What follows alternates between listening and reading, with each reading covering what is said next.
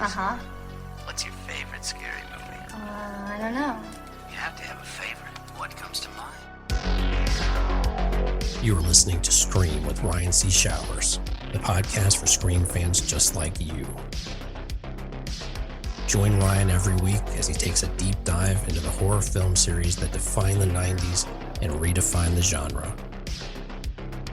Scream with Ryan C. Showers is your source for scene and quote analysis, character dissections, and the latest news about upcoming installments of the Scary Movie franchise. I hear you like horror movies, Curly, but do you like them as much as him? Hello, everybody, and welcome to Scream with Ryan C. Showers. I'm your host, Ryan C. Showers. Thank you for joining me for today's episode. In the lead up to Scream 7, I couldn't be more grateful for everybody out there who listens to the show, who supports my podcast here, listening every episode, or on social media on Instagram, Facebook, or Twitter. If you would like to become a member of the podcast, come to the group Zooms, be on the show on a one-on-one or small group setting, consider joining the Patreon with Scream with Ryan C. Showers. In addition to the benefits of coming on the podcast, you can also join our social media groups, in particular on Instagram. That's the main hub of the podcast. I also do a monthly audio commentary of a Scream movie or a Scream-related film. From now through April, we are going to be having a new Scream movie audio commentary. So if you would like to hear my thoughts in an audio commentary form in the style of Wes Craven, Marion Madalena, et al. Of the original trilogy, please consider subscribing and supporting the show. Thank you to every single person out there who subscribes on Patreon. Specifically, I need to thank my Daddy Ghost Faces and Stab investors over at Patreon. Starting out strong, we have Carrie Tenney, our Mama Ghostface, Corey Wilson, and Brett Janovich. And then we have Kevin Abner, Ali, Roy Garza, Josh Carr, Mark Rim, PWO5, Gustavo Mora, Mark Vieira, Scream Queens podcast, both Josh and Justine, Joey Nobarini, aka The Vault, The Horror Project podcast, David D, Jess Mariano, Sam Levy, Tamika Jones, Josh Calamari, and Andrew Dominguez. Hello, everybody, and welcome to Scream with Ryan C. Showers. I'm your host, Ryan C. Showers, and joining me, I have the biggest Dawson's Creek fan in the entire world. Everybody, please welcome Mama Ghostface, Carrie Tenney. Hey, Carrie. Hey, how are you? I'm well. How are you?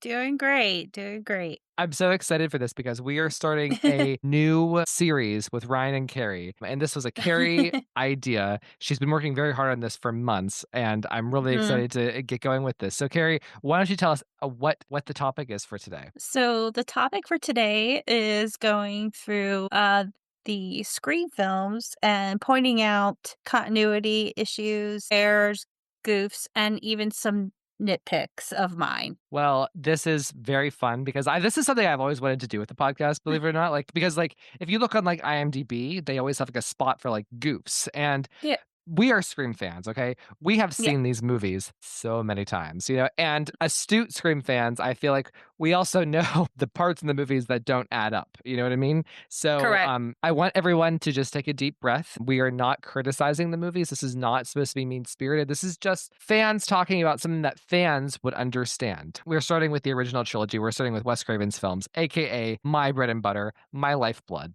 Because I know if we started with Scream 5 and 6, everyone would be like, oh my God, you're picking on Radio Silence. But we're not. It's just, this is part of the fun. Yeah, so much fun. And Carrie, I just wanted to give you a little moment here. Yeah, so she's one of the maybe 5 or 6 people from that I know from the Patreon or the podcast. I've also spent time with in real life, in the flesh, and she's just a doll. I love her so much. So excited to be starting this little journey with you for these series of episodes. Love you too, Ryan. All right, well, let's kick it off then. So we're going to All start with Scream 1. Okay, I'm going to share my screen and Okay. I'll post the slideshow on Patreon if you're okay with that. If people want to see what we're talking about. All right, so here we go. Scream continuity errors. Carrie, the floor is yours. Okay, so the first continuity error in the very first Scream movie is Ghostface changing masks. Casey jumps up from beneath the window, and Ghostface whips around to face her.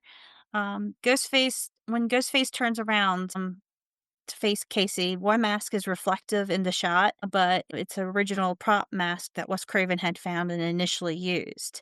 but Mhm. you can see in the pictures the masks are different. Right. So this is the moment, of course, like where, Casey, we see Drew Barrymore's face screaming, and in the mirror, we see like the original mask that they were using, and then when we see Ghostface head on, it's the Mhm. nice mask that we're all used to. Does this bother you? I think I give you that question. No, no, it's just something I see, when I watch TV shows and movies, I'm always constantly picking up stuff like this. Well, I don't let know me what it is, but I notice this stuff, so I think we should keep track of this, okay? So okay. I'm gonna keep track of like so after each continuity error, we're gonna say, does this bother us? Okay. Okay. Yes, this does bother me because I've noticed it for years, and it's just like, and I know that they were doing the opening scene and like the wine scenes that were being curmudgeons and being horrible to Wes. So I know that there was Mhm. pressure, but it does bother me. I'm always like different mask. A footnote, but kind of related, but not really.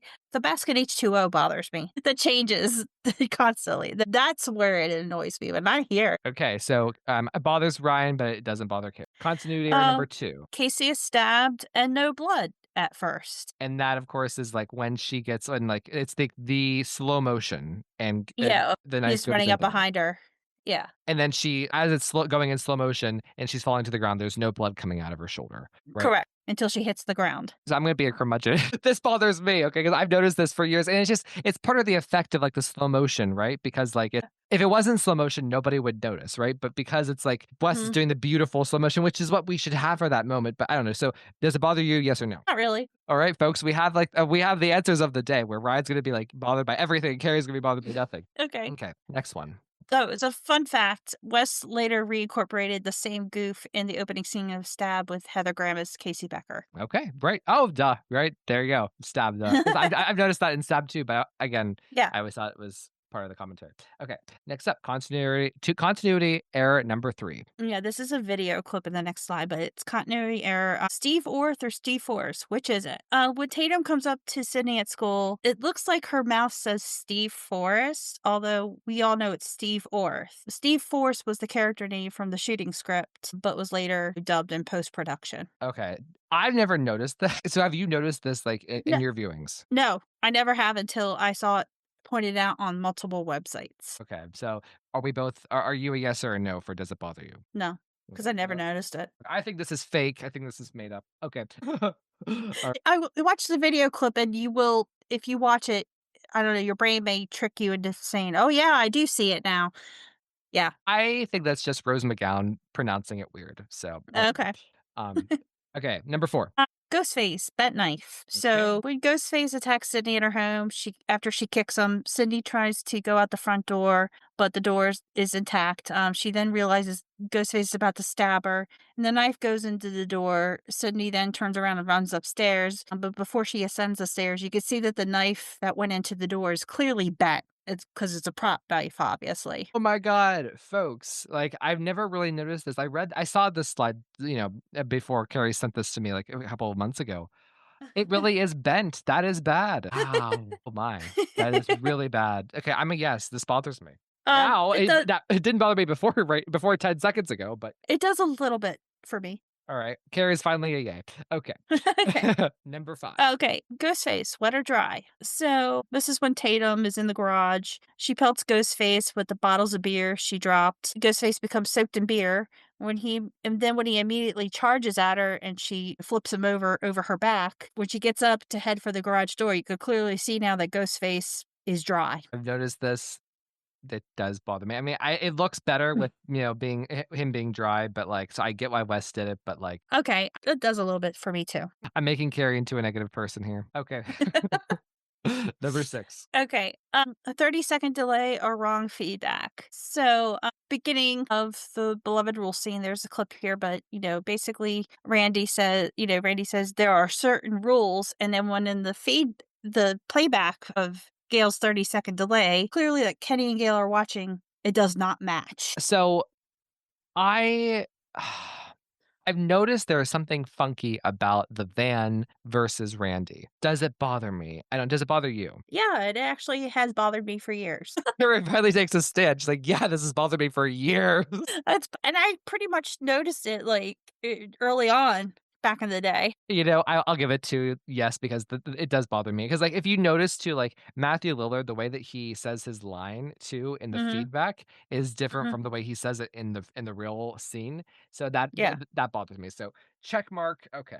All right. Number 7. Be right back or keep watching. This is after Dewey knocks and, she goes to walk with, Dewey. She tells Tenny, excuse me, "Be right back." However, it was clearly dubbed in post-production, and if you look at Gail's mouth, she's clearly saying, "Keep watching," to Kenny. This is one of the worst ones in Scream 1. I see it Yeah, every single time. so do I. So, yes, it bothers me. It's just because, like, and I just like, there's also this one in Scream 2, and I forget if it's on the slideshow, but it's another Courtney Cox thing where she ADR'd. I don't have that. I know what you're talking about. Well, so it's the part. Oh, well, maybe we're talking about different things. I don't know. So whenever Gail comes out of the police station and then Cotton follows her, Ah, one of the reporters yells, "Cotton, have you been officially released?" And I feel as though Wes just asked Courtney Cox to give that line and they would just throw it in the thing. It was never intended as a Gail piece of dialogue. It was just meant as like a reporter dialogue, but it's so clearly Gail. yeah. Is that the one you're also talking about? No, but I have read about that one, but I didn't put it in my slideshow, but I had seen that, noticed that before. So whenever I see the movie, I see, keep watching. Yeah, exactly. They should have kept it keep watching because that's a very Yeah. Gale line. I know what this one is too. I don't even have to see the picture. So this is when Dewey comes out of the house and, out the front door, and Dewey says, "Sydney?" And, they start running towards each other, but Dewey falls down, and you can see that he's been stabbed in the back. Sydney yells, "Dewey," when clearly she's mouthing, "No!" So I think this one is more convincing than the previous one with Mhm. Gale. So I'm Yeah, gonna say no, it doesn't bother me. What about you? it doesn't bother me. Okay, cool. But I've always noticed it in conjunction with the keep watching. I don't know Yeah. why. Right, right. Back to back, right. I get it for sure. So, ooh, this one's fun. Number 9. Yes, this is Who Else Is in the Closet with Neil Prescott. That sounds So dirty. I know, I know. Obviously, this is a clip, but after Sydney double taps Billy, Neil Prescott barges through the closet door where he's been hiding, and they scream. As he's barging out of the closet door, you could clearly see a bunch of debris flying out around him, behind him. In the upper left hand corner, if you look closely, it's very quick. You'll see a crew member's hand helping to throw stuff out for that debris. Do you notice it? Does it bother you? No, not really. I have never actually noticed it while watching the movie. Uh I've huh. only seen the screenshots, like, on Facebook. I didn't even notice it until I was doing this project, to be honest with you. All the official ones for Scream Mhm. 1. So There's so many more, but, I just wanted to get, like, the okay. top tier ones. So it's funny, here we are. Carrie is 5 for 5. You're half and half, and I'm 6 and Okay. 4. So I'm clearly Okay. bothered by more. Interesting. So now you have nitpicks, okay? Yes. So these aren't technically continuity errors, but they could be debated. So why don't you take it away? So, nitpick number 1, Ghostface. Is he sightseeing in Woodsboro or stalking Sydney in plain sight? It's obviously when you see the Ghostface in the bushes by Tatum's house, and then also the reflection of him in the aisle of the grocery store. I don't know if this is Billy or Stu or even maybe Roman, but you tell me that this guy's walking around in this outfit and no one notices him, especially when the town is on high alert? And a curfew and cops everywhere. Like, no, this is Yes. gotta go. Got to go. Unless if it's Yes. Roman. If it's Roman, it can stay. Yeah. All Yeah. right. Like it. And that's Mhm. probably like the worst thing for a lot of people when it comes to Scream 1. So Yeah. Yeah. okay. Ooh, Uh, this one's touchy already. Okay, go ahead. Yeah, this is a joke, really, but proof that Stu Mucker is alive. Dot dot dot. Gotcha. When Stu fights Sydney and throws her over the couch, you could clearly see that it's Matthew Lillard's stunt double because it's such a bad wig that is on this person. That's funny. That's funny. I Yeah. never noticed the bad wig before, but you're right. Okay. Number 3. In what realm do Jay and Silent Bob exist within the Scream universe? Now, this is one you did not notice, partly. So, Um, in the first Scream, the first film to feature Silent Bob, which was Clerks, a VHS box of the film Clerks is on top of the VCR besides where Gail puts the hidden camera. Cut to Scream 3, Jay and Silent Bob are in Hollywood touring Sunrise Studios and confuse Gail Weathers for Connie Chung. How is this possible? This is good. This is very like Halloween H2O. Michelle Williams is watching Scream 2. Oh, very, Exactly. very nice. Very nice. The blood is all wrong. Why did they do it? It's too red. Dude, what are you talking about? So they're watching Halloween, and the one guy who was expelled says that why did they do it? Blood is too red. The original Halloween film barely has any gore or blood in it, and it's a classic because of the suspense and music and basically the what you can't see. I So agree. I agree that with this. bothers me. This bothers me too. It's like, dude, like this, they could have done a million things, like, a million different adjectives or something. I get why they did it because they wanted to, like, make poke fun at horror films because a lot of them have cheesy, really bad effects and blood. Sometimes, the blood looks fake. Yeah. Wow. Well, so that's it for Scream 1. That was really fun. All right, so Scream 2. Let's do it. Okay. So I know Americans out there love their large portion sizes, but this is a small Diet Pepsi. When Maureen asks Peter Deming, the usher at the concession stand for a medium popcorn, first of all, no butter and a small Diet Pepsi. That is what they give her. That's a small Diet Pepsi. This so it's fun because like, does it bother me like some of the ones in Scream 1 did? It doesn't make me rage, but it's No. obvious there is something fishy here. It's just Yeah. it doesn't add up. So I'm gonna say no. How about you? It does a little bit. Okay. It never did before, but I don't know why. I guess the more I see it, I don't know. But no, that is ridiculous. And maybe Wes Yeah. was maybe Wes did that on purpose to make us laugh. I don't know. Yeah, maybe. All right, number 2. What date is correct? This is good. Okay. So, when the movie begins, the screening of Stab takes place on April 12th, 1997. The next morning, when Sydney checks her watch after waking up and getting the crank call, clearly on her watch it states that the date is the 20th. That is egregious, and I can't believe Wes Craven let that happen.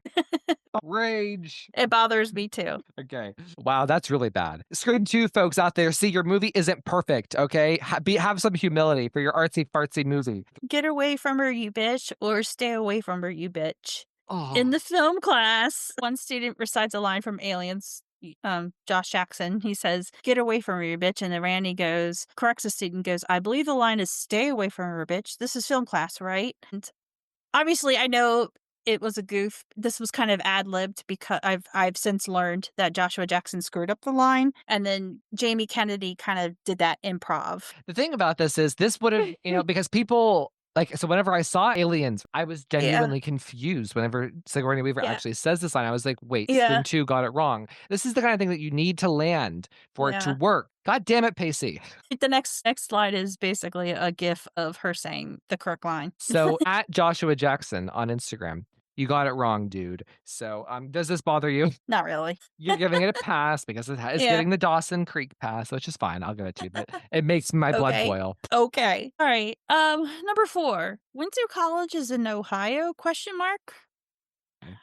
Or maybe in the South? Bottom of the her phone receiver says Bell South. Look at the caller ID. It says Bell South. Next slide, there's more phone images. You can't really, unless you like really zoom in on it, both of the phone receivers that they're on say Bell South. It's because, the movie was filmed at Agnes Scott College in suburban Georgia, which was used for Windsor College.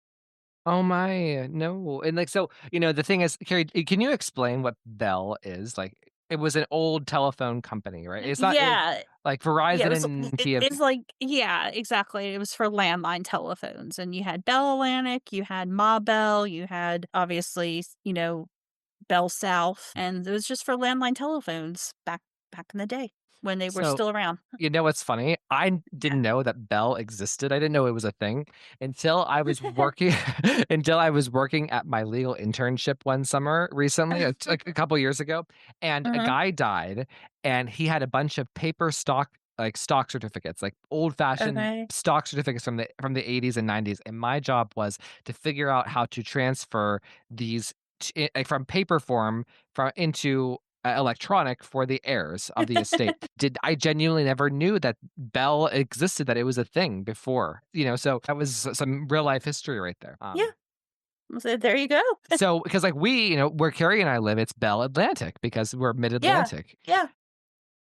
Oh. They're Belle South, and I think Midwest is Ma Belle, or was, I should say. So I think this is so obscure. I think that like for it wouldn't. I'm gonna say it doesn't bother me. But what about you? No, I'm gonna say it's like half and half for me because like the caller ID part bothers me. The caller ID part bothers me. Well, we see Sydney holding it, and it's a zoom Yeah. in so close up. Yeah, I Uh, think that's why it's like, can you give me half a point for each? You know what? Yes, we're gonna do. You know, I'm gonna go half. Number 5. Blood before being stabbed. So after Cece is thrown through the glass door, she is stabbed in the back twice before being thrown off the balcony. If you look closely, her back already shows blood stains before she's actually stabbed. So I've slightly noticed this. I thought it had to do with like a glass shard, like but Yeah, I'm gonna give myself the other half. I'm gonna go half. it doesn't bother me. Okay. Next, number 6. But the writing on the chalkboard keeps changing. So when Chief Hartley writes down the name of the murder victims so far, the writing on the chalkboard changes in between camera shots. Oh my God, I've never noticed this before. You're right. Look at that. The handwriting is different with Maureen. Yep. Like the U is different. The E is different on Evans. The E is Mhm. different on Steven. Oh my God. The L on Phil. One of it's sharper. One of it's like a noodle. Like, Yeah.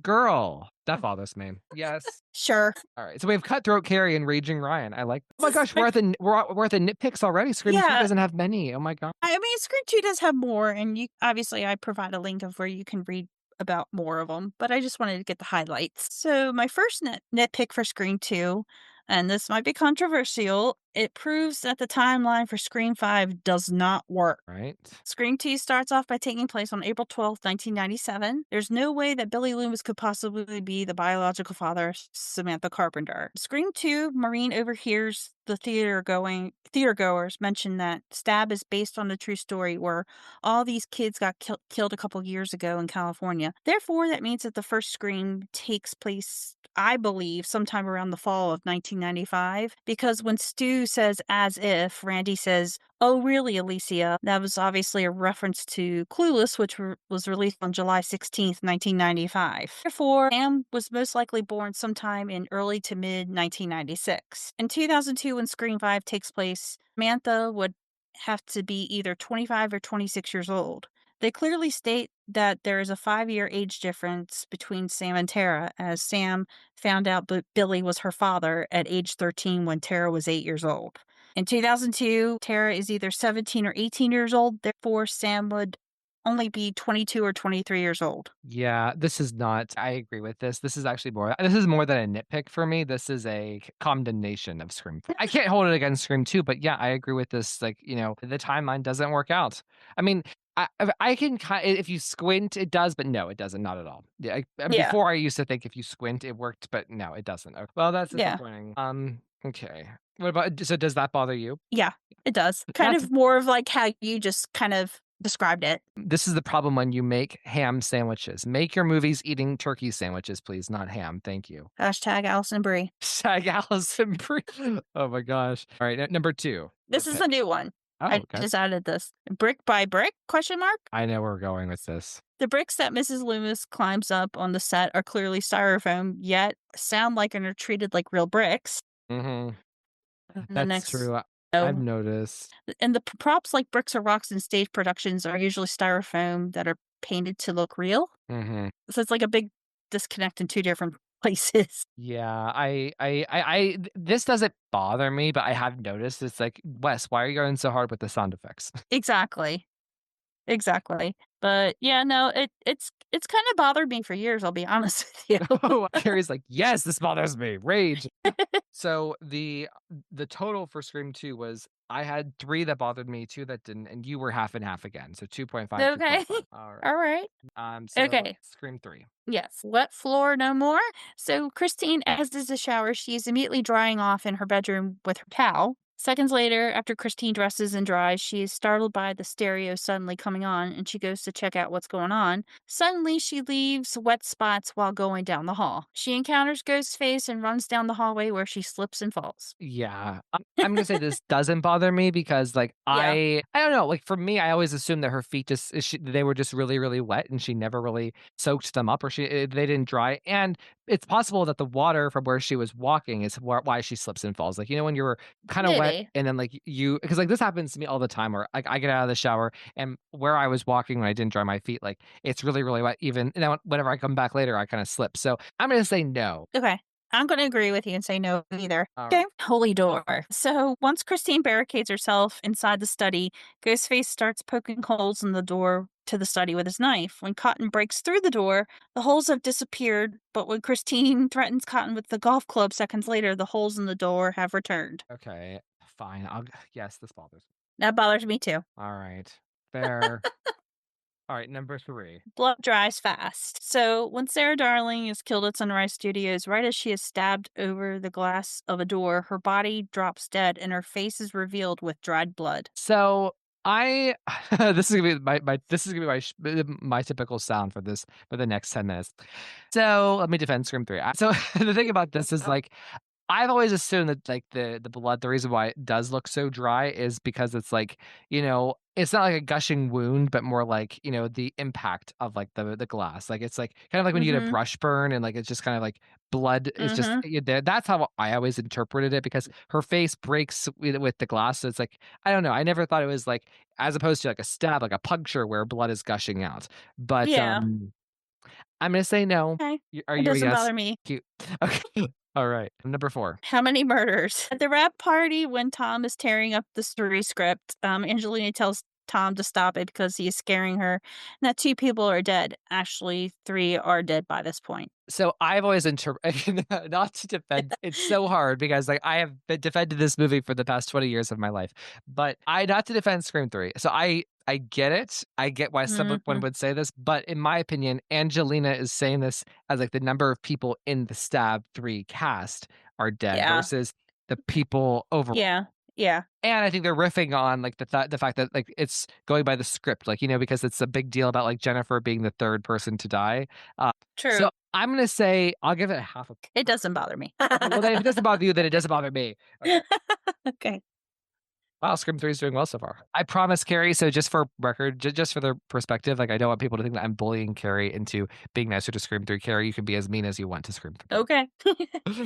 All Number right. 5. Number 5, change, please. So when Stone wanders into Dewdrop's tin can, he picks up some of the change off the counter. In the long shot, there are 6 coins. After Stone picks up 1 coin up, the close shot reveals only 4 coins. Yeah, I've noticed this. I'll say yes. It bothers me. It bothers me too. Fair enough.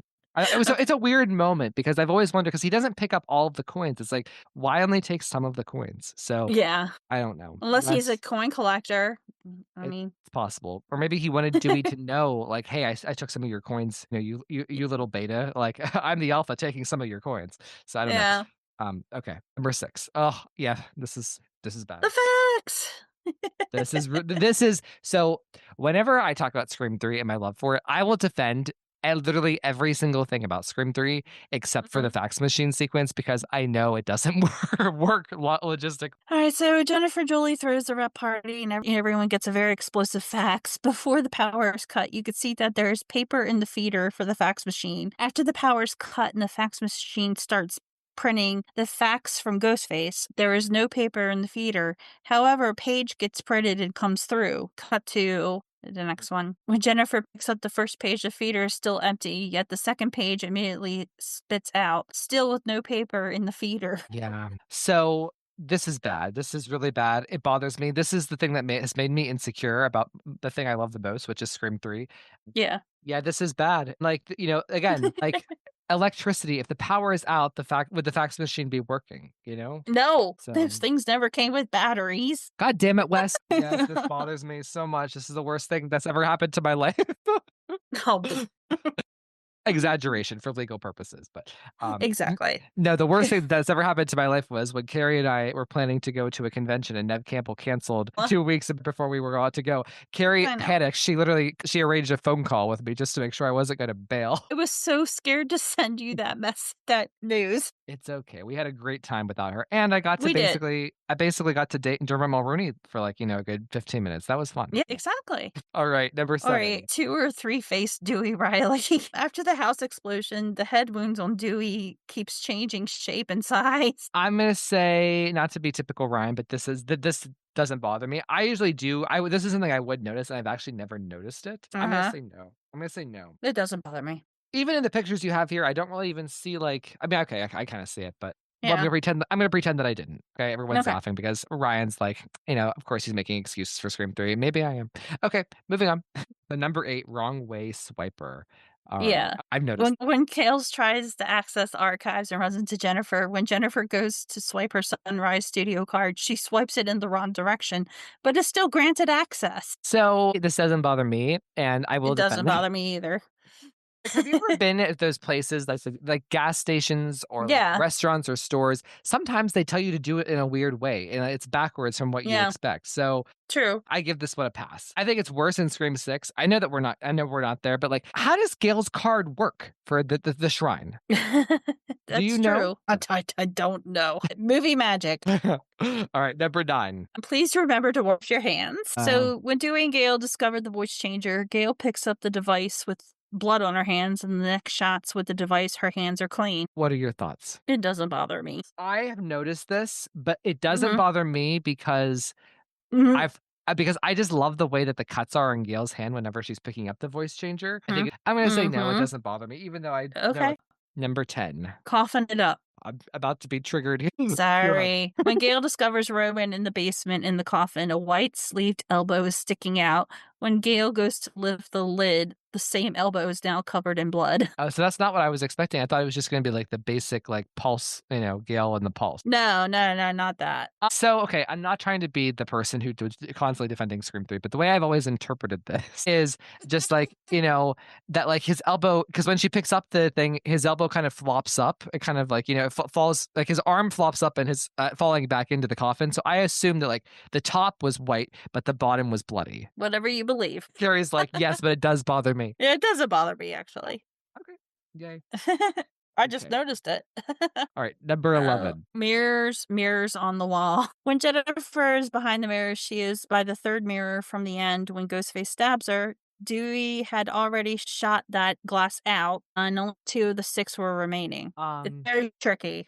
You may This have is to watch it a tricky. few times. Yeah, Yeah. I'm gonna have to watch it. It doesn't bother me, but it could bother me if I watch it and see it for myself. Yeah, okay. How about you? A half and half. You want to do half and half? Let's do half and half. Okay.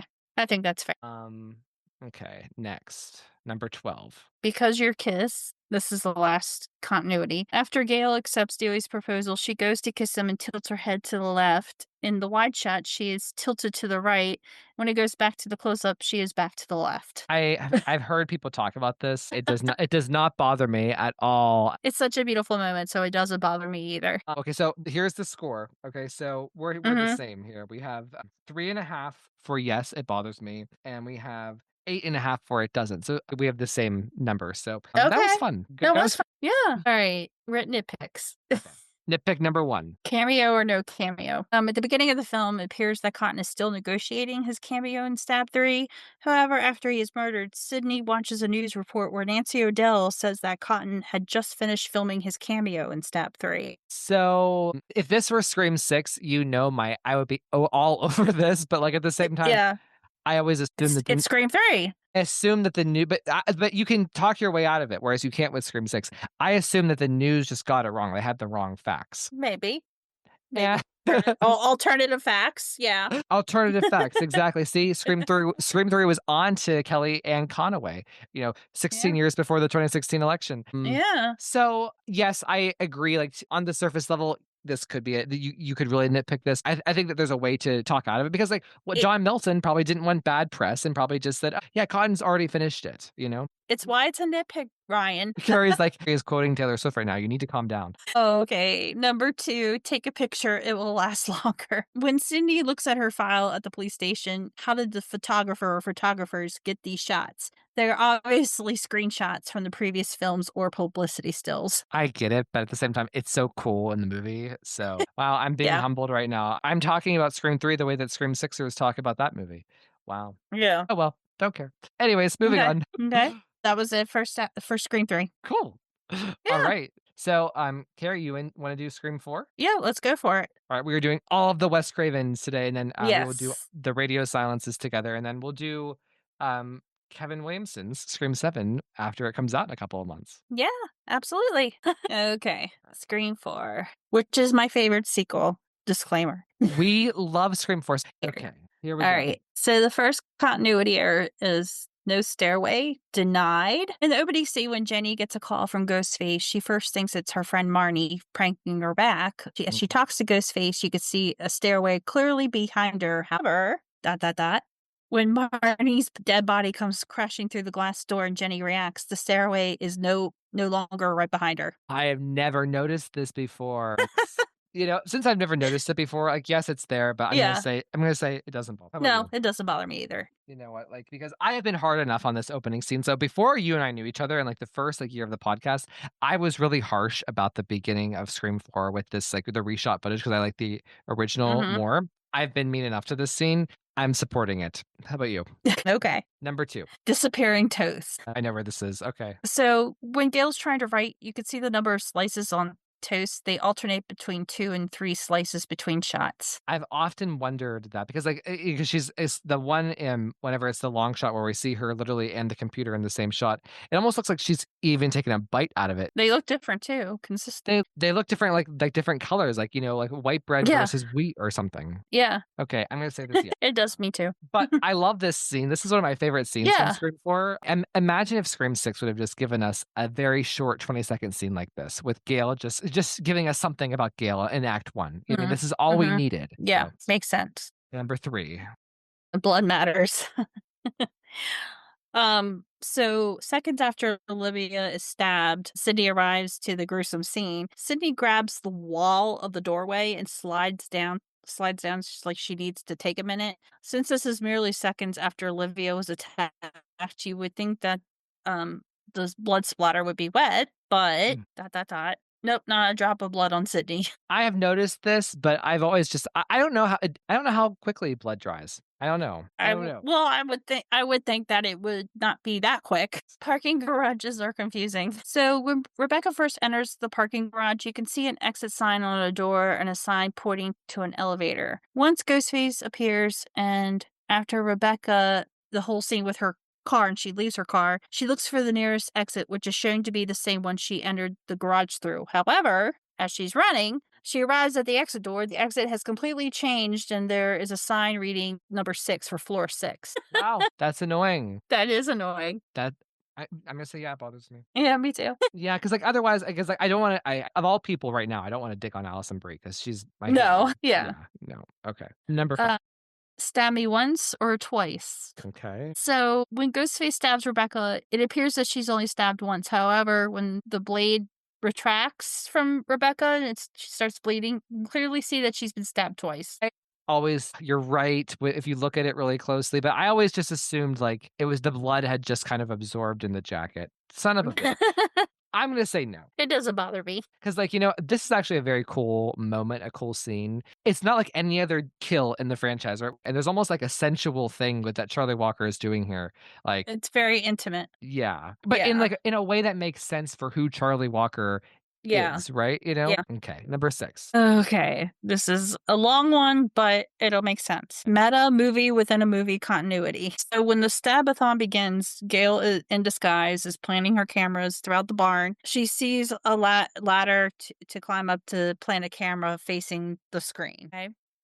Once she climbs the ladder, you can hear glass crashing from the movie playing, and the screen shows Casey's Jiffy popcorn burning as Gail sets up her camera. Okay. Gail then returns to her car and realizes that Ghostface is dismantling her cameras and calls Dewey. Once Dewey reminds Gail that she was going rogue, Gail then decides to go back to the barn to check out the cameras herself. Back inside the Stabathon, we see that in the movie, Casey is aborting her shower to answer the phone. As Gail is fixing her camera, there's the same loud crash of glass playing on the movie that was playing earlier and it startles Gale. If this was Scream 6, I would say yes, but because it's Scream 4, no. Because it's so like, I get what Wes was doing here. He wanted us to feel like we were watching Stab from Scream 2.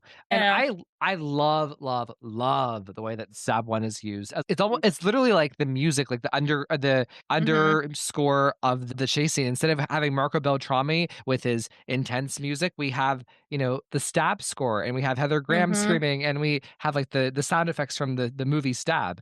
I've always thought that was Mhm. brilliant. So while I've noticed it, don't care. Mhm.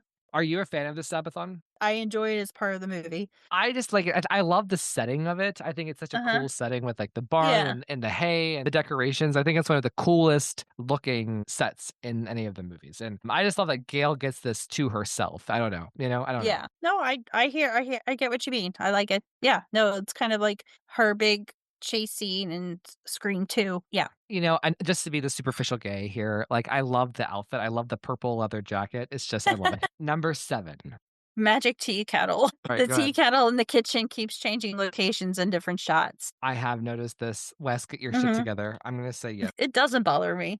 No, and like so what's really cool about Scream 4, Carrie, is we have the cinema club with Gail and Sydney. Then we have the Sabathon with Gail. Then we have this big Mhm. scene at Kate's house where Sydney's driving it. It's just like act two, like for 30 minutes straight, we just have Gail and Sydney scenes. I think that's so fun. Yeah, absolutely. I hope we get that with 7. Heck yeah. Well, it's gonna be even better than 7 because like, there won't be hopefully there's not like the teenage aspect. With Scream 4 it works because of the remakes, but Yeah. Tatum, keep your friends away. That's what I say. All right. Number 8. Use cereal. When Kate returns home from shopping, she unloads the groceries, and you can see that the first cereal box she pulls out of the bag has already been opened and used. Ew, I never noticed that before. It's Does it bother you or no? I can I say half and half because I don't I mean, every time I see it, I notice it. Okay. Yeah, you know what? I'll go half and half as well. Okay. Half and half. Gross. Unless if oh so but here how about this? How about this? What if Kate was snacking on her drive home? You know what? Yeah. She's a She didn't weirdo. say that shopping was her cardio, right? Stress buster. Yeah, stress buster, yeah. Okay, I'm taking mine back. It doesn't bother me. Okay. Number 9. Are you a lefty or a righty? Ooh, I know what this is. Okay. So when Charlie hands Jill the gun, she is holding Sydney at knife point with her right hand. She takes the gun and shoots Trevor with her left hand. Yeah. Again, if this was Scream 6, I would say yes, but because it's Jill and because it works so well in the moment, Mhm. does it bother you? I don't know. I don't know what to do. Yeah, not really, no. No, it doesn't Or bother me. It's a great moment. So, nope. Suck it. okay. That's what I say to the haters. Overhand or underhand. So before Jill stabs Charlie, Charlie shows Sydney the filmed footage of kills. When Charlie is holding the phone, holding the phone, he is holding the phone with his fingers at the top and his thumb at the bottom. But in the shot as Sydney looks at the screen, Charlie is holding the phone with his fingers and thumb on the side of the phone. I'm gonna say no, this doesn't bother me because It doesn't bother me. I Yeah. just assumed he did it real fast. Okay. Nope. Okay. Oop. Can Okay. we go Wait. back? Can we go back a few slides? I forgot one. This is kind of back to where the stuff that whatever hand is holding weapons. You'll see Sydney holding Jill at knife point with her right hand, but when Charlie and Jill go, was it? They go to stab each other. Yeah. All of a sudden, Jill is holding the gun in her right hand and now has a free left hand for the knife that Charlie hands her. I've seen this scene 500 times and I've never Mm, noticed that. What are your thoughts? no, doesn't bother me. I'm gonna go no as well because I have seen this movie so many times and I've never noticed this slight moment because I love Yeah. I love the part where Sydney goes, Sydney kind of makes like a noise at her and Jill says, love that so much. So I'm gonna say no. Yeah. Alright. I whip my hair back and forth. Before Jill back dives onto the glass coffee table, her hair is pulled forward. Right before she leaps, her hair is now pulled back. I never noticed that before. Yeah. Wow. Doesn't bother me though. Okay. No, because that's such a great moment. I just think you don't realize it because you're just, especially if you're like watching it for the first time, you just can't believe what she's doing. Maybe like you blink and in that Yeah. time the hair fell. I don't know. I'm not I don't have long hair. I barely have hair to begin with, so I don't know how it works. Okay, so Scream 4 We were pretty nice to it. So it looks like, hold on one second. Okay, so I was 4.5 for being bothered, 8.5 for not being bothered, and Mhm. you were 3.5 for being bothered and 9.5 for not being bothered. Okay, sounds right. Justice for Scream 3 and 4. Okay, Yeah. nitpicks for Scream 4. Okay, this one, the epic garage door fail. So this is when continuity error, just automatic garage doors that are manufactured would never crush anyone ever at all. No. They are built with law required sensors. Unless the sensors are not working. Wes, come on. He should have known better. So where do you stand with this? Do you agree? Are you thumbs up or thumbs it, down? it has bothered me for years because I mean I have a I've lived with automatic garage doors, and even if you get anywhere near it, not even below it, the thing will stop immediately. Okay, yeah. I mean, it does bother me too. It's glaring. It's something Yeah. obvious that most people can pick out. Number 2. All right. This one, basically, when Ghostface stabs the cop in the head, Anthony Anderson, when you get stabbed like that, I believe you're instantly dead. No moving, no swinging, no talking, nothing. I have read up on this since I've done this. It is possible, but I find it very hard to believe. I would agree with you if not for Wes Craven telling me that he Yeah. also read it, and like, Yeah. so I defer to Wes. And so do you like this moment in general? It was kind of very predictable. Like when they started having the conversation in the car, it sucks to be a cop in a movie like this. I'm like, yeah, I bet they're going to say something. It's going to be like an epic line about Bruce Willis. And Yeah. voila. I know, like, I know it's goofy, but I don't mind it. I think it's kind of funny. Yeah. Yeah. Okay, well, Carrie, thank you so much for this. This was a lot of hard work, and I really appreciate you putting in the time to make this. Thank you. It's what I love. So it was really not much work at all. Carrie, is there anything else you want to share about your project, about anything before we sign off? No, and just I have Scream 5. I've pretty much finished. Scream 6 will be my next tackle. I love doing this. It's out of love. It's not, criticizing the movies. It's not putting them down in any way. It's just for fun, and I just, it just shows our love for these films. Right. Well, you're gonna need at least like 7 months to do the one on Scream 6. I'm just teasing. Well, there's some for Scream 5 that I thought I said I finished it, and the past couple of days I've thought of a couple more that I want to update and add. So Carrie sent me the PowerPoint for Scream 5 like 2 days ago, and it's like literally double the length of the one that she just did for Scream 4. I was like, oh my God. Hashtag ham sandwiched. Hashtag Allison Brie. Hashtag Allison Brie, man. Oh my gosh. Yes. Carrie, thank you so much. And Thank you. where can they find you online? You can find me on Instagram at Carrie_Tenney, Tenney. All right, Carrie, thank you so much. We will see you next time. Bye. Hello, everybody, and welcome to the next segment of Scream with Ryan C. Showers. I'm your host, Ryan C. Showers. Everyone, please welcome Mark. Hey, Ryan. How's it going? Good, good. I'm so happy to be sitting here talking to you. Finally, it's been a while. It has been a while. So, well, it's nice to see you. And please tell everybody where they can find you online. You can find me online at 209 Swifty across all social media because it's just easier that way. Also joining me is the birthday girl when we are recording this. We are wishing this girl a happy birthday. Sarah from Australia, how are you? I'm very good. How are you, Ryan? Good, good. Well, whenever we're trying to figure out this date, I had no idea that it was your birthday. So I apologize for taking some time away from you on your birthday. That is okay. There's not much else I would want to do on my birthday. I was very excited to talk Taylor. That Oh was my a God. great idea. Happy Well, birthday. I was like on Facebook like right before an hour ago, and I saw tomorrow's Sarah's birthday, and I texted Mark. I was like, "Oh shit, we have to make a deal of this. Happy birthday!" Happy birthday, Sarah. Thank you. Thank you. I'm a very quiet birthday girl. I don't usually scream it out, and then slowly people find out and they're like, it's your birthday today. So I'm very happy to be with you guys today. Aw, well, thank you. So we are going to be reviewing Taylor Swift's The End of an Era documentary, and Mark and Sarah are also going to share their thoughts on the life of a showgirl. But before then, we have a Scream movie coming out, and it's very fun because we are returning to Sidney Prescott. We've seen Sidney, we've seen Tatum. I would love to hear what Mark and Sarah have to say about the trailer. So Mark, take it away. What I loved about the trailer is that it was so Sydney focused. It felt like an actual Scream film again. Mhm. It's just, I mean, when we go back to thinking about 5 and 6, they're Scream movies, but, like, they weren't what we know and love about the franchise, which is Sydney and Hmm. overcoming whatever's happening in the film. Just love that the mother-daughter dynamic, bringing me back to the original trilogy. Yeah. Well, so Mark is a Scream 3 guy. I have to ask, Mark, based off of what we've seen in the trailer, do we think that Scream 7 is going to overcome Scream 3 for you in your ranking? Or do you think it's going to be up there with Scream 3 in terms of at least the Sydney performance? I mean, it's really hard for me as a Scream 3 person to sit here and say, like, anything could ever top Sydney in Scream 3. I don't think that it's going to happen, but I think it could be close. But Mark, what are your thoughts?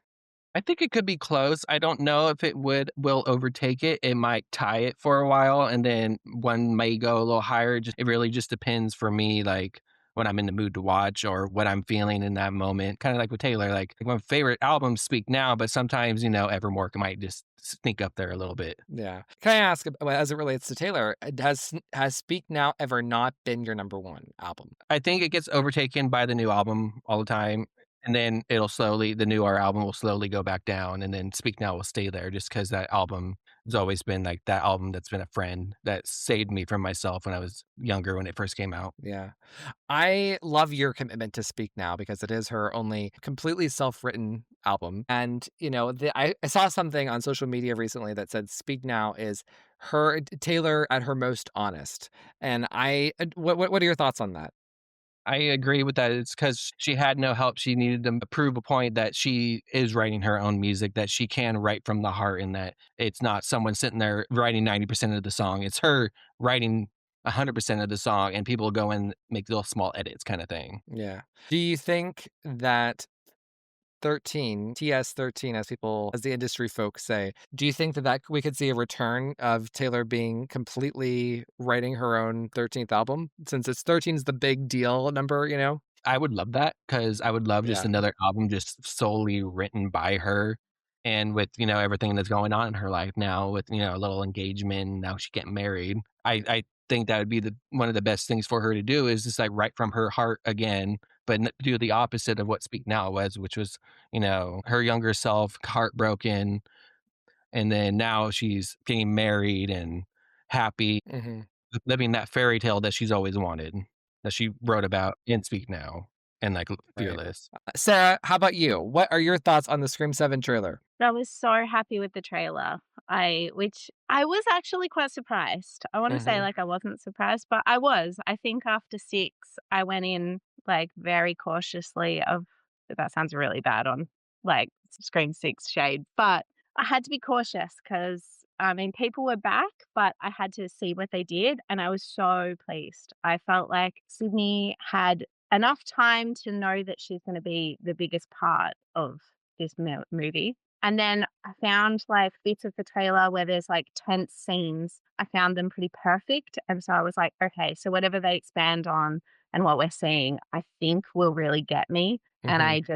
I clicked into it straight away. I mean, I'm also a mum. So watching Sydney as a mum connected to me instantly. But of course, that was going to. Yeah. But just watching her interact with her daughter was really beautiful. Watching her daughter with her friends, like, gave me Halloween vibes, which was, unexpected but beautiful. So I was really excited. But, like, I'm a little bit cautious about the opening, if I'm brutally honest, because Yeah. I don't know if I loved it as much as I don't know, I guess I imagined, but I'm willing to just let it flow and see what happens. So I'm glad that you said that at the opening because, like, I have to say, everything we've seen in the trailer, the opening stuff in the Mocker House is the stuff that I'm least interested in. It's the stuff that I find the least remarkable. It's kind of cute and stuff, but like, I don't know. I think I'm happy about the idea of burning the house down. A part of me wishes they would have done it in 5. So I like the idea of starting fresh and starting new in this local town. What are your thoughts, Sarah? Yes, I agree with the burning the house down. I think that needed to happen and maybe should have happened, but I'm glad they're doing it now. I think that was the thing where I felt like we've done so much with the house, which I did really love in 5. Like I wanted that in 5, but I Hmm. think I'm done from that little era of having the house and stew, even though this is going to be in some part in this film, but I Hmm. didn't want the house anymore. So going back to it felt a little bit like, "Oh, we've been here before, we've done this before. But then burning it down, that was new. So I was like, okay, we're going to move on finally. And then we're going to leave that in the past. But obviously, the past is still going to catch up with her, that's what I really like. Yeah. Sarah, I'm really glad to hear you say this as a mom, that it connects with you in the way that it did. And I am excited to see like more of this in action. What did you think of Isabel May Tatum, of what we saw of her? I really liked her. Kind of felt like I know she's around here and there, but she felt quite unknown to me. And I really liked that we know Sydney so well and we don't know her so well.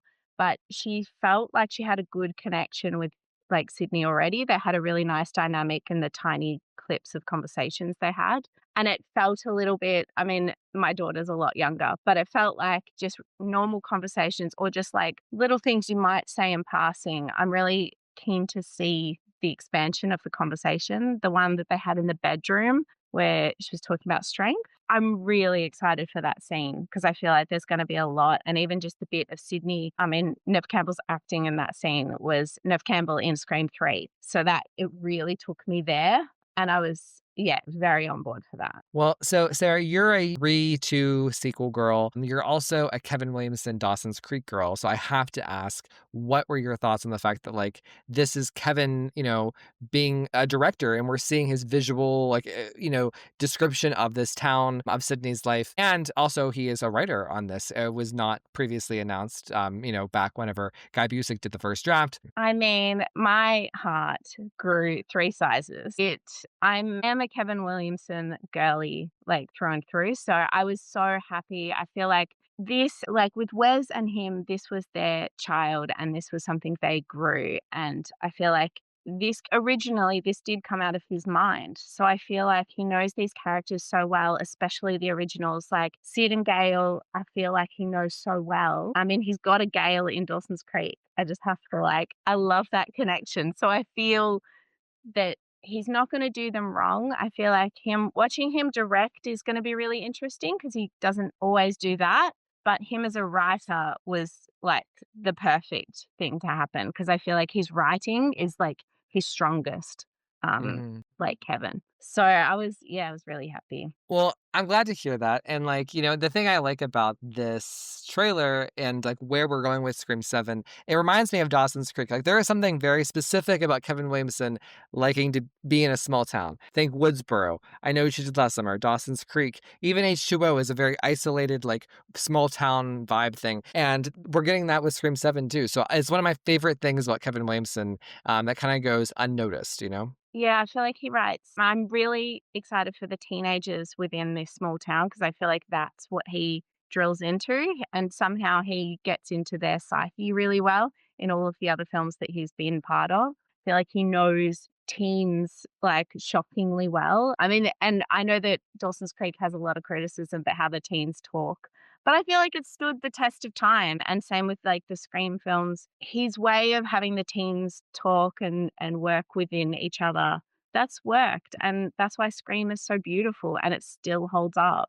His writing. So, Mark, I want to throw it back to you. Do you have any thoughts about Isabel May in the trailer? And what are your thoughts on Kevin returning as not only the director, but as the writer? Well, Kevin coming back as the director kind of feels like home. It feels like Yeah. so I know we're not going to, Wes isn't around, but it feels this is Kevin's baby too. Like Sarah said, it came from his mind. And so it just feels like home having him come back as the director. It just feels like almost like a full circle moment for him too, kind of. Like he wrote it and now he gets to direct it for the first time.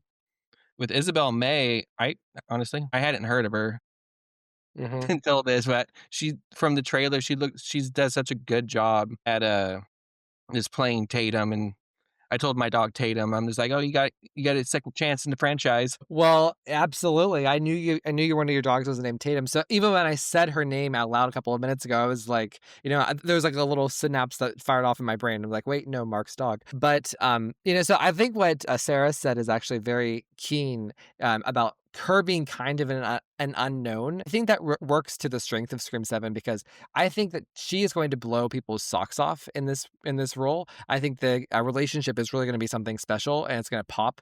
And she is going to she's going to have the opportunity to give a powerhouse performance. And I think because she's an unknown, it's going to be like, ooh, who is this new, ingenue gem of an actress that's up and coming through Scream? I think that's what the buzz is going to be around her, which is really exciting. It's as opposed to casting somebody who is super, super famous, like as opposed to casting someone like, I don't know, Zendaya or something, somebody who is so well known in the pop culture. So I just think it's so cool. It's something that Scream does really well is like tapping into new talent, if that makes sense. Yeah, that makes a lot of sense. Yeah. Well, guys, I know this is a Scream podcast, but we've done our Scream fill and we are moving on now to the great American poet, Taylor Swift. my close personal friend. So all of our close personal friend. So, oh my gosh. Okay. Before we talk about the end of an era, I do want to get your thoughts on the life of a showgirl, Sarah and Mark, and like, I'm very protective of this is something I've learned about Taylor Swift. I mean, like I am with Nev and Courtney and like the original trilogy and specifically Scream 3, I've become protective of Taylor Swift in the same way. And, like U2, whatever I think, again, when I think about like the podcast and I think about the Swifties in the universe of my show, it's like Ashley, Mark, and Sarah. As long as they are comfortable and happy, like I have no problem. But as soon as one of them become uncomfortable because of Taylor slander, it's like, okay, Mama Bear is coming out of Ryan C. Showers. So so I would love to know your thoughts on the life of a showgirl. Let's start with Sarah.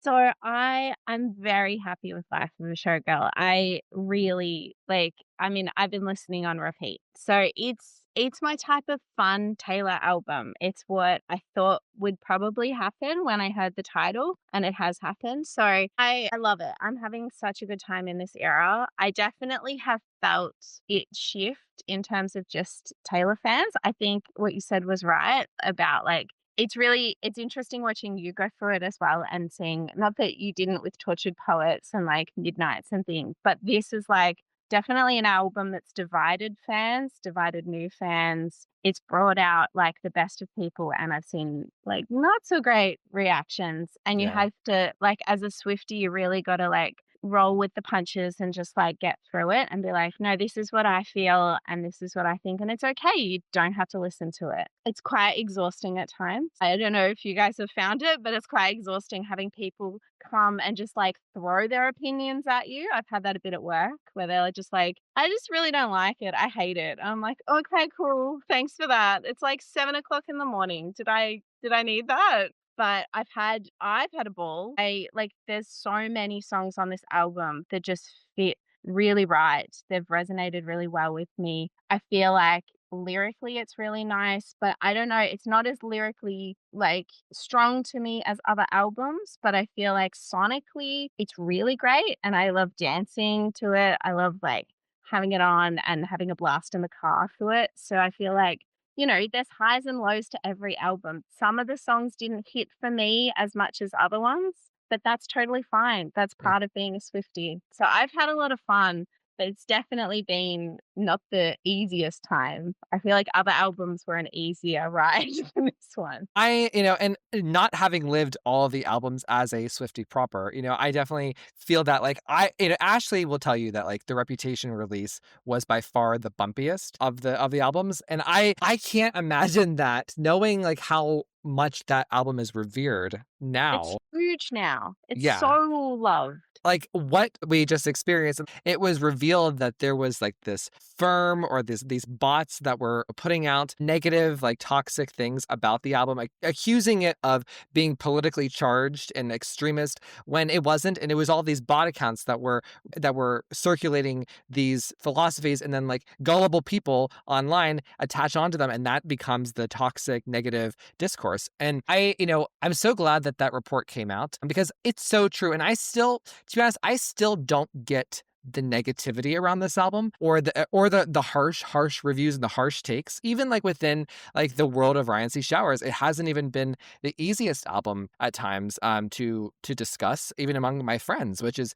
crazy to think. I mean, it's crazy to think that I've lost friends because of this album. It's weird, right? Very odd. But I think it just goes to show, and here's the thing, like I have no problem with people who have a difference of opinion of me. But what I don't like, and this applies to both Scream and to Taylor Swift, when you attack Scream or Taylor Swift in a politically charged way that is untrue and hurtful and intentionally malicious, that's where I have an issue with you. And I feel like that is kind of what Sarah is talking about here, and that's what we've experienced. And it's been unfair. I think you've like touched on some really key points that have come out of it, especially like politically and just like the most bizarre like train of thoughts that people have done with some of the merch that's come out from this album, and they're tying it into really awful things. And I just found that like shocking and horrifying. I was like, what are you seeing? What is wrong with you? You're looking for things to hate. Mhm. You're finding these ties that are not there. There's no evidence. This is based on nothing except your hate Yeah. for no reason. Like if you're hating on just people enjoying a thing, it's been quite wild. But I do think things are changing. I do think people have found some middle ground. People are sitting with it a bit better. Even people in my own life have been like, oh, did you hear this version? There's some different versions of songs that came out, and I pushed somebody to hear like Elizabeth Taylor, like the cabaret version, which because they were like, I'm just not into it, and I was like, what about this one? Mhm. They were like, yeah, that's got a really good sound. So I feel like Swifties find their way through all of this like murkiness, but it has been murkier than I think Ashley was right. Like Ref was really murky, but we haven't had it in a long time.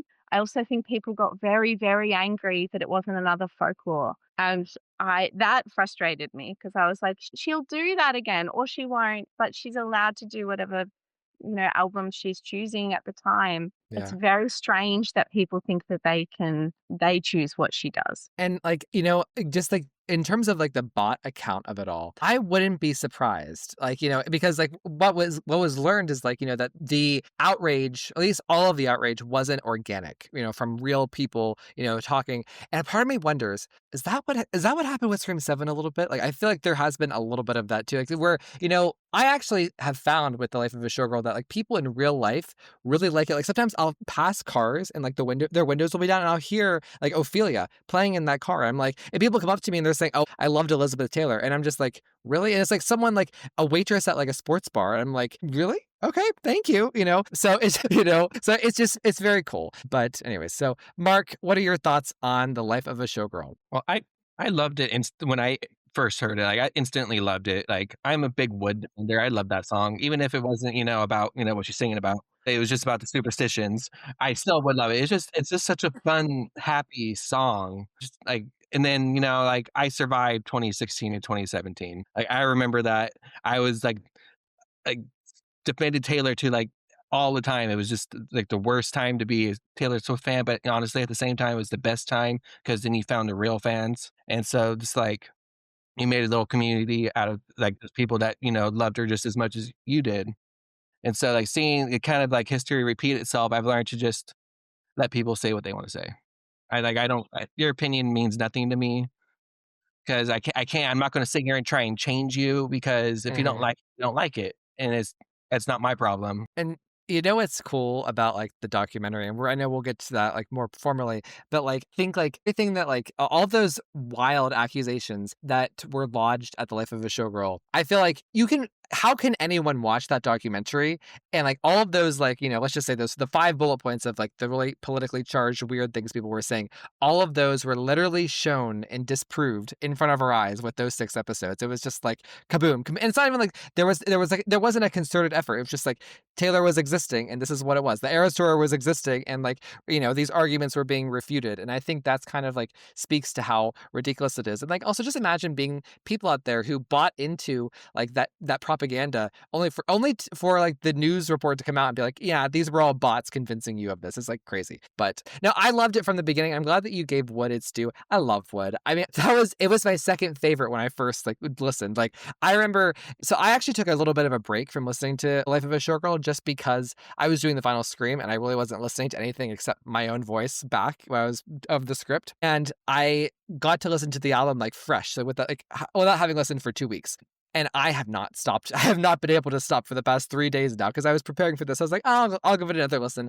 And I've fallen like even back in love. It's just like, I loved it from the minute I listened. I got it from the minute I listened. And like, people have kind of described this as like a step backwards from the Folklore Evermore era and Tortured Poets. I kind of just see it as the next step in her evolution. I think, she's trying to do something different with the style and the production, but I think the lyrics and like the storytelling and the way she talks about her life is still very much in line with like what it has been in a way, or at least that's how it spoke to me. I totally agree with that. She's still a storyteller. She's just telling a story in a different way. There's not one way to tell a story. You don't have Mhm. to be, all poetic about it like she has been for her last few albums. Like Yeah. this time, it's just about having fun and being in love and like how she felt while she was on the Eras tour. This is, Yeah. she said, this is how I felt. This is what I was going through and everything. And I have to say, all 12 songs, I don't want to sound like I am just a toxically positive person, but I love all 12 of these songs. Like they all range from like A plus, A minus. Like there's nothing below an A minus on this album for me. Mark was right. There's so many that sound exactly like her normal, like Taylor storytelling. Just her like happy storytelling that she does when she's like really proud of something and really boppy. Like I heard that in Ophelia. And what's the other one? Ruin the Friendship. Ruin the Friendship is like so classically Taylor. So when I found all of the hate so frustrated, they're like, oh no, this is not Taylor. I was like, this is Taylor. This is who she is. Like it couldn't get more Taylor, especially when it's got a twist at the ending that's sad. Like, I mean, not that she's always sad at the end, but it was just beautiful. Like that song resonated so quickly with me that I've listened to that a lot. And Elizabeth Taylor, I love that song.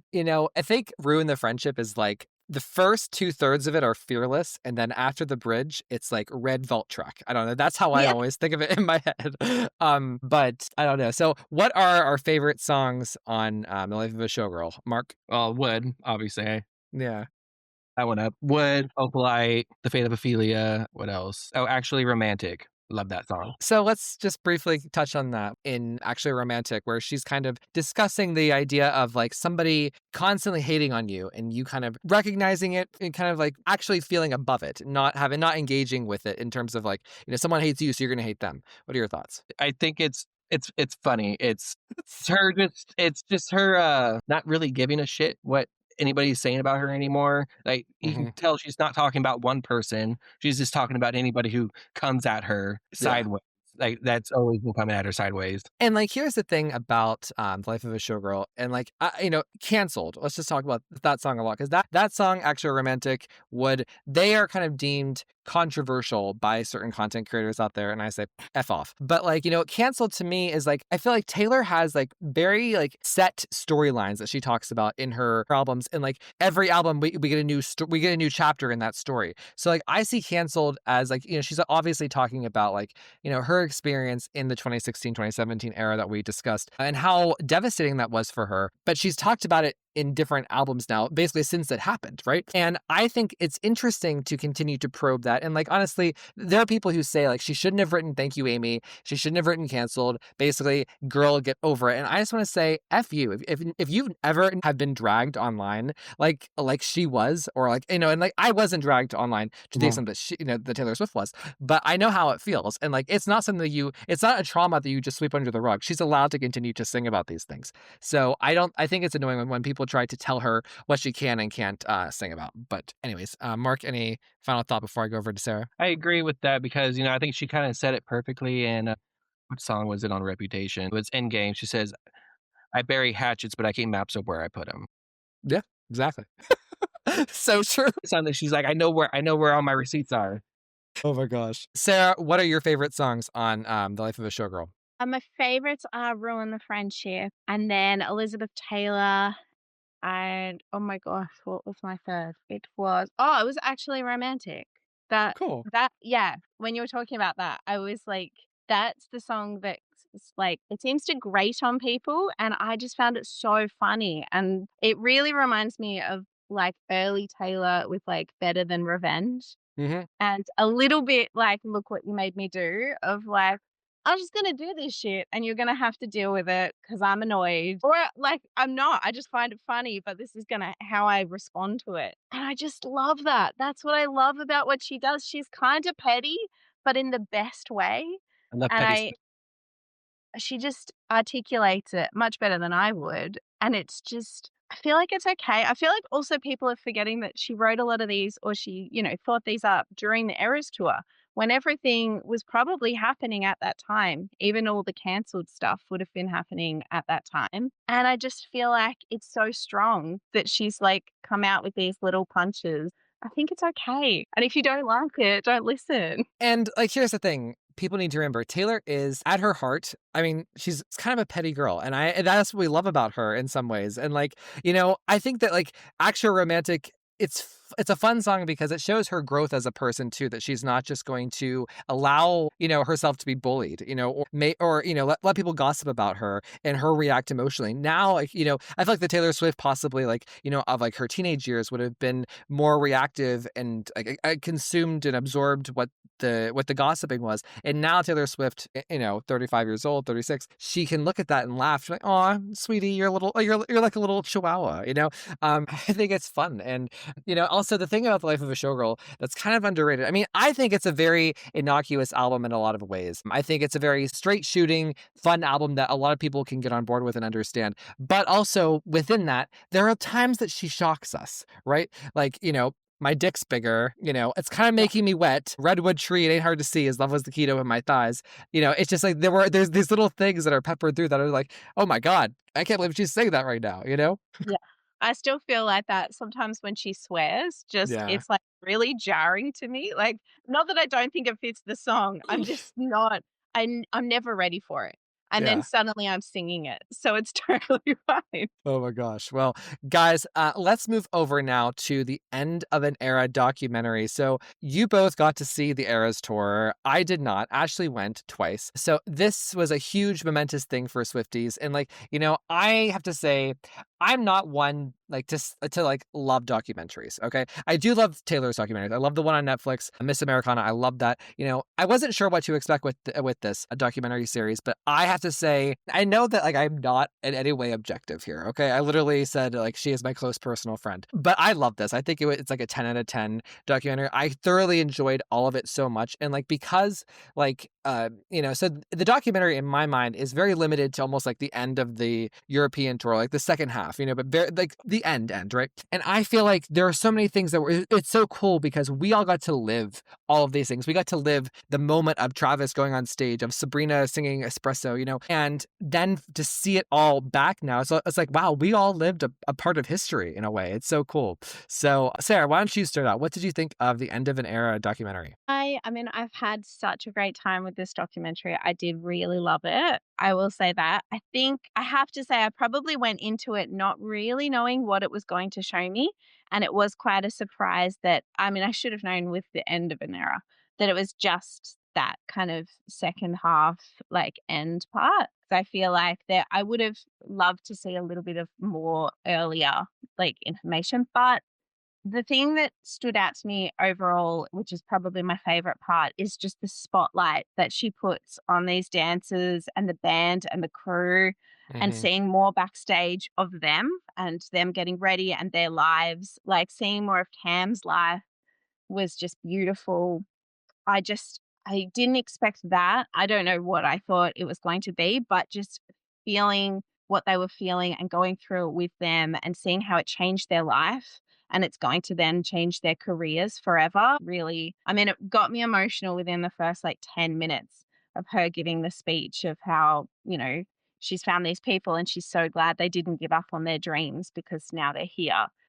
I was in tears. So I really like the spotlight that it took me there. And you're right, like reliving artists coming on and Ed Sheeran coming in and Florence coming in and like that kind of stuff was things that I probably didn't expect to see. I did probably expect to see a little bit more of like Taylor, but Mhm. I think she knew that maybe it was a perfect time to show more of like what happens when you're touring and who's with you and who makes up that family on the team. So I thought that was really beautiful. Yeah. No, I agree. Like I think like the way that like, her choreographer, who knows Emma Stone, Cam, Yes. the singer who was diagnosed with cancer, the guy from Hawaii who did the Ready for It, in the dance suit, like, those things were so memorable to me. Like it's the type of thing that like you will not easily forget. Like you will remember these storylines and the impact of what you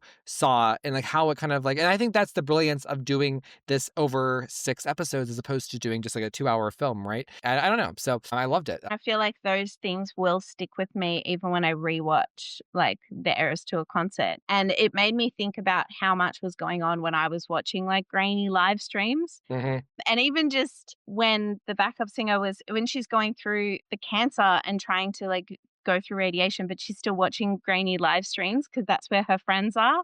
Like just these beautiful things that I never would have thought of and they're going to stick with me. Mhm. That's what I think this brought like light to. So I thought that was really beautiful. I mean, I did, love all the rep bodysuit stuff. I have to say, like knowing and just seeing her frustrated with it at first, and then they finally got it to work.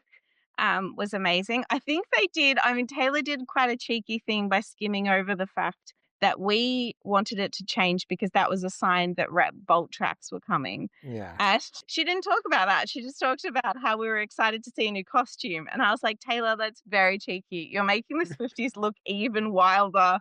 Just that we're excited for a new costume. Listen, when they like one thing I actually liked too is that they actually showed like TikToks and like social media posts of Yeah. like fans reacting and like giving like the updates and like whatever the rep bodysuit was revealed, and they went through the montage of the fans like overreaction. I was like, oh wow.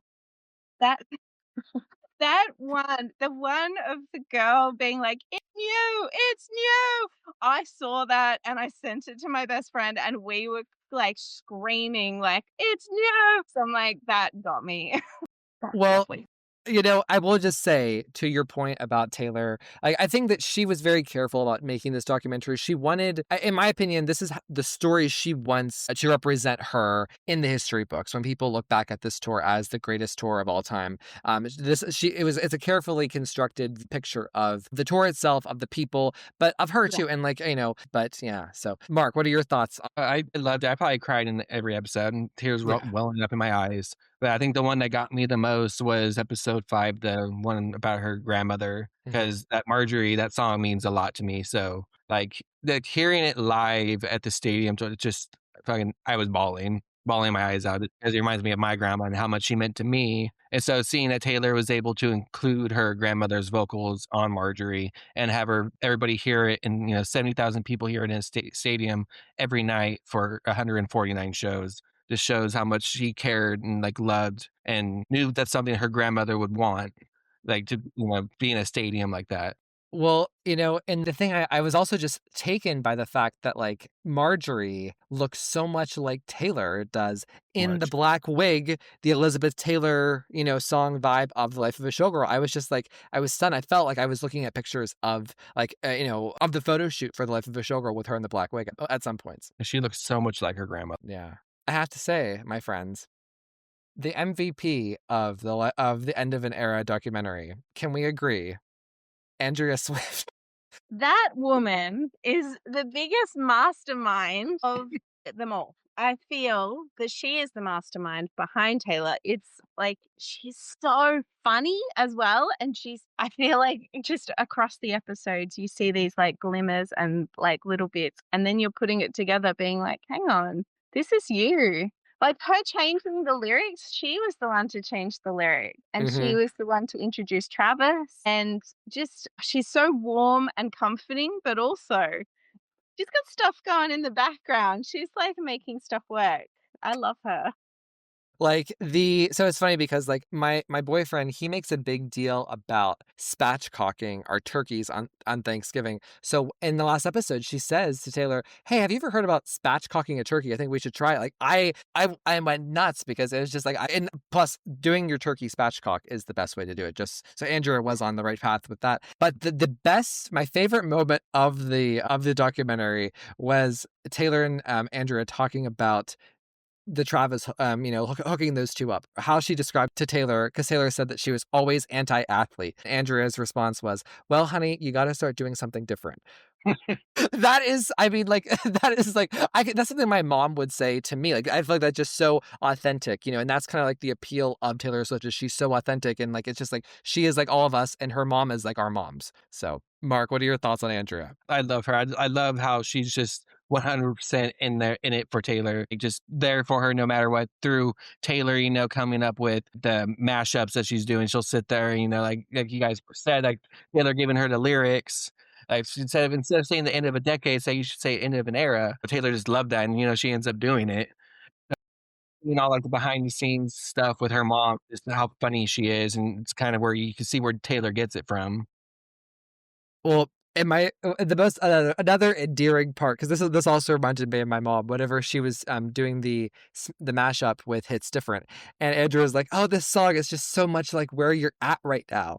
She's like, "Wow, this is a breakup song." She's like, "I know, but it's just I'm focusing on the pretty parts." Like, it's just like those are the moments that I feel like the Swifties really needed to see in this documentary. That really give us like a behind the scenes view of like the human beings behind the conglomerate. Hmm. Yeah, I So. agree. I felt like that even when I think it was her mum who right before Ed Sheeran comes in and she's like, "Here's someone to help." Like, she knew that he would be cheering her up. And it did instantly. Like she was right. Like she's just onto it. She knew. And then Taylor becomes more relaxed and more chatty and happy that he's there. But Mhm. that mashup got me where she did the mashup and it was like, this is beautiful. That's exactly what my mum would say. I remember I was doing art at uni and I remember showing her things and she's like, that's really pretty. And I was like, it's about depression, mum. And she's like, I know, but the colors are nice. Like, it's just like, oh, it's such a mum thing. You just see the good and you see the lovely that you want to see out of it. It was, Absolutely. it was good. She is Well, like, yeah, she was the key of that documentary. and I was very surprised by the documentary at times. Like episode one, starting out with being like the hard hitting coverage of like Taylor dealing with like these really tragic events that hit the tour. I'm very surprised by that. In terms of like you would think that she would start out on an upbeat note, but kind of a sad beginning to this story. But I think that with that sadness comes so much humanity. For the first time, I truly cried, where there were tears streaming down my face, was after she meets the parents of the kids that were attacked.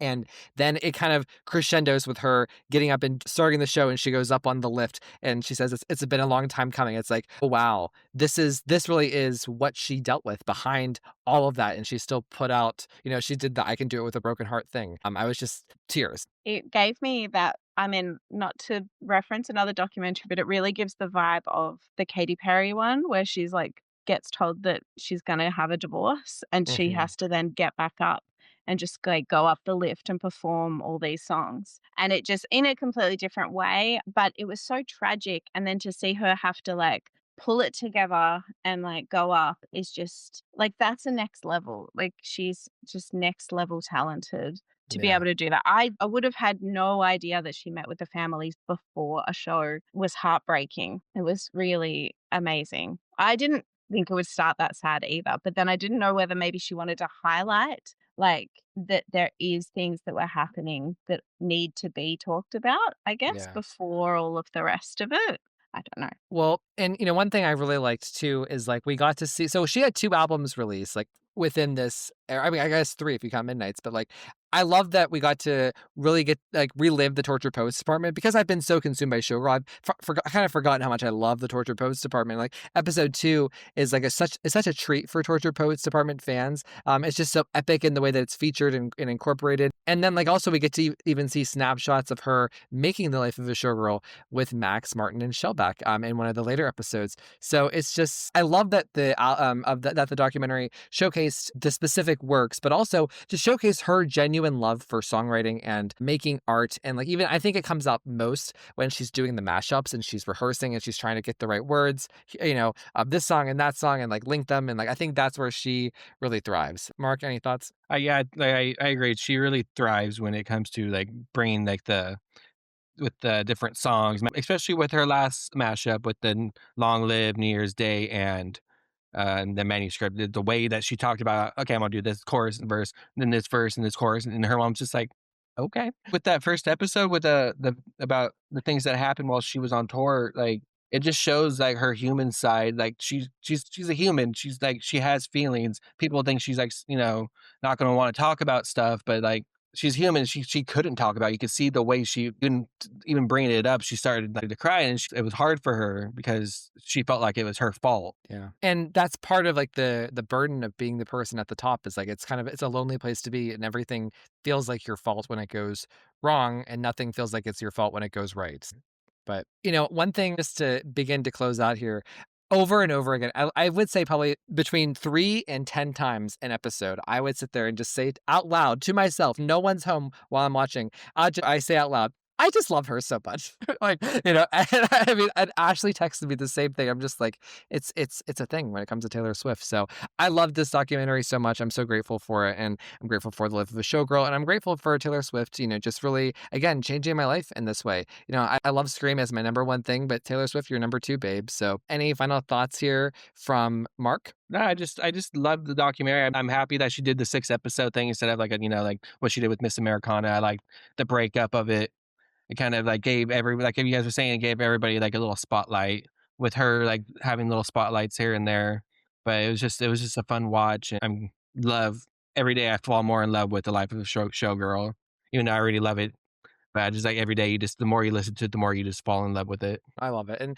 And Sarah, any final thoughts here on anything Taylor? I'm so happy she released the documentary. I feel like I didn't expect it and it's brought so much love. Like how you said, I just love her. I just kept saying like, I'm just so happy. The first like 4 episodes I watched with my best friend and we just did it to each other. We're just like, I'm so happy. This is so nice. It was the most cheesiest, corniest thing, but it's kind of what's just brought us together every time. We just love her so much. And we got that, and we also got the final show with the Tortured Poets, which like I don't know even how many people just watched that on a grainy live stream. So to watch it proper and to watch Tortured Poets properly, because I didn't get to see that era, was just I was in tears. I cried when it started just because Yeah. I was so happy to be able to properly watch it and just I was in awe. I just don't know how that girl does it and I'll love her forever. She is my best friend.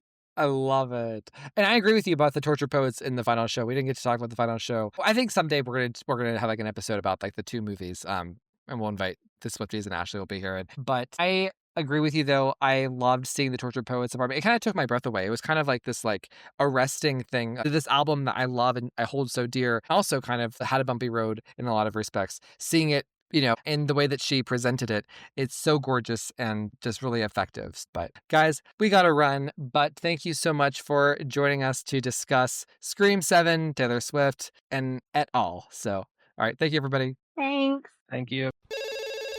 My friend Ashley here did not get to weigh in with her thoughts on the Eras Tour documentary, and she does every Taylor Swift segment of this podcast with me. So it was important for her to be able to review the Eras Tour documentary that was released in December. So Ashley, please tell us what you thought of the Eras Tour doc. I really liked it.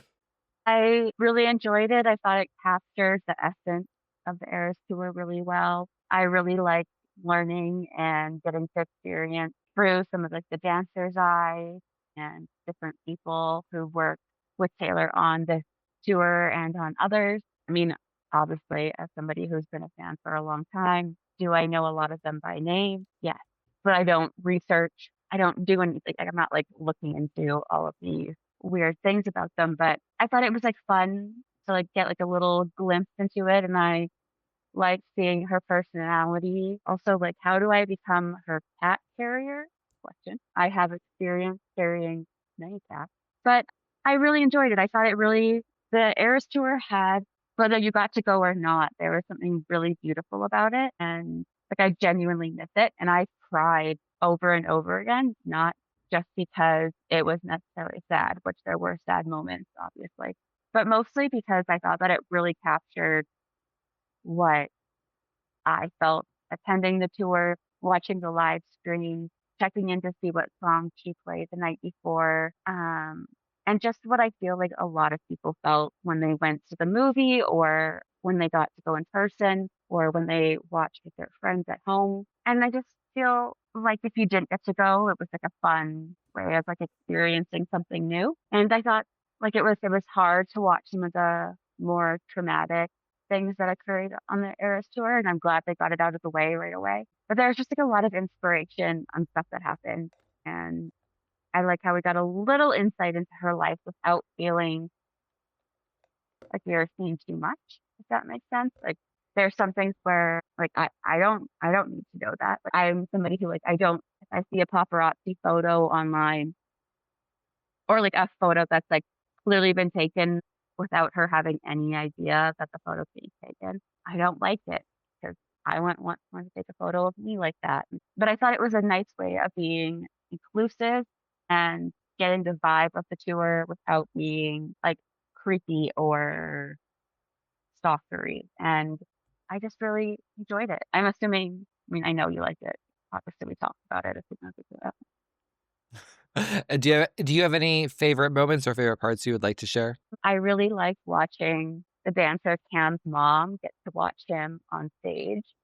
And I liked to see everybody's support of the dancer Wiley when he got to do Dance Through Reputation. I know like those aren't exactly Taylor moments, but they are. Like I love the moment when they're like, okay, like Wiley really wants to do Dance Through Reputation. And Taylor was like, okay, yeah, that's perfect. Let's do it. I really love it all. I love any of the moments like with her family that they felt comfortable sharing. And I really liked learning about her grandma a little bit more because we got to see or have her featured in Memory. But I will say, I think one of my favorite moments was when one of the guys who worked on the Eras tour was showing some of the guitars that Taylor has made for his daughter while he works with her. And those are just so freaking cute. And it just made me be like, this girl is like this like huge pop star and she's making and decorating guitars for a little girl. So I thought that was sweet. And also I loved anything where she was in outfits, like any of the fittings, just because the outfits were so beautiful. And you can tell, like I love seeing all the, how everything worked, like how, like, cause it's such a production. It's not your typical thing.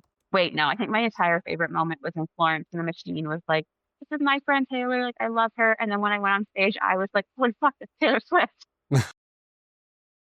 Just because, you know, it's like seeing this person that you're friends with, but like in a totally different light. And pretty much anytime she was in a lover bodysuit, I was just staring at her like, how do you look like that? Awesome. All copyrighted material used or referenced in this show belong to their rightful owners and made possible by the Fair Use Act. And number 3, never, ever, ever, under any circumstances say, I'll be right back. Because you won't be back. Get another beer, you want one? Yeah, sure. I'll be right back!